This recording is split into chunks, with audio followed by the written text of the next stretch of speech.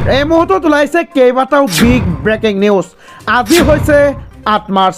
গোটেই অসম তথা ভাৰতৰ বিভিন্ন প্ৰান্তৰ পৰা যুগুতোৱা হৈছে কেইবাটাও গুৰুত্বপূৰ্ণ খবৰ।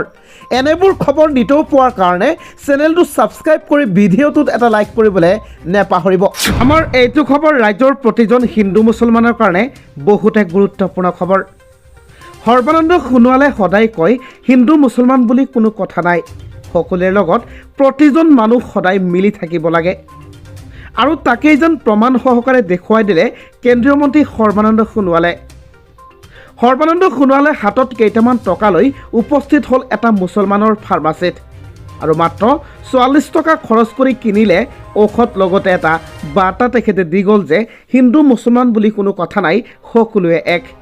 বন্ধু বান্ধৱীসকল, বৰ্তমান গোটেই অসমখনত যেন দুপক্ষীয় হৈ গৈছে মুছলমান আৰু হিন্দু। ইয়াৰ মাজতে কেন্দ্ৰীয় মন্ত্ৰী সৰ্বানন্দ সোণোৱালৰ যি পদক্ষেপ, এটা বহুতে শলাগ ল'বলগীয়া পদক্ষেপ। শেহতীয়াকৈ প্ৰধানমন্ত্ৰী নৰেন্দ্ৰ মোদীয়ে মুছলমানৰ ভোট গ্ৰহণ কৰাৰ কাৰণে, মুছলমানৰ ভোটৰ বাবে, মুছলমানৰ লগত ভাল ব্যৱহাৰ কৰাৰ কাৰণে এটা ভাল আদৰ্শ দেখুৱাইছিল।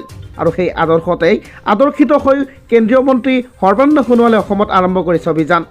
বন্ধু বান্ধৱীসকল, হাফিজুৰ ৰহমানৰ ঔষধি কেন্দ্ৰত কেন্দ্ৰীয় মন্ত্ৰী সৰ্বানন্দ সোণোৱাল। হাফিজুৰ ৰহমানৰ ফাৰ্মাচীত সোমাই জন ঔষধি ঔষধ কিনিলে সৰ্বানন্দ সোণোৱালে। প্ৰতিগৰাকী মুছলমান লোকৰ সৈতে সম্পৰ্ক স্থাপন, এটা সমন্বয়ৰ বাৰ্তা দি গ'ল সৰ্বানন্দ সোণোৱালে।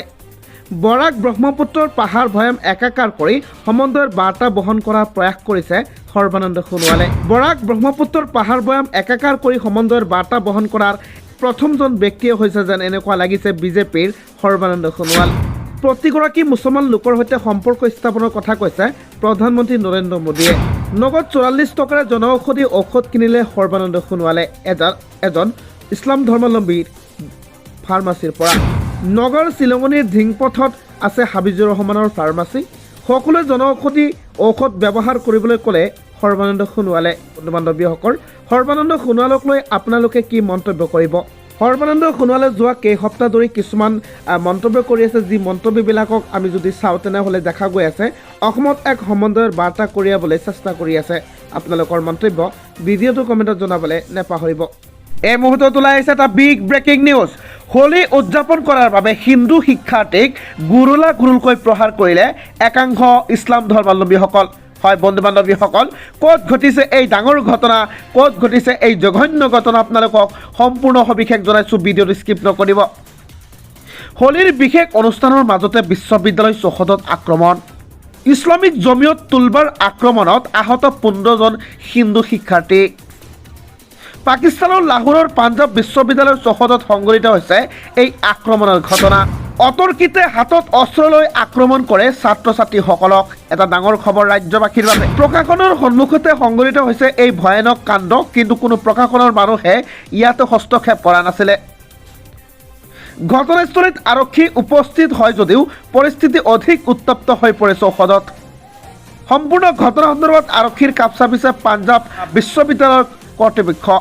আক্ৰমণত গুৰুতৰভাৱে আহত হোৱা শিক্ষাৰ্থীসকলক ভৰ্তি কৰোৱা হৈছে চিকিৎসালয়ত।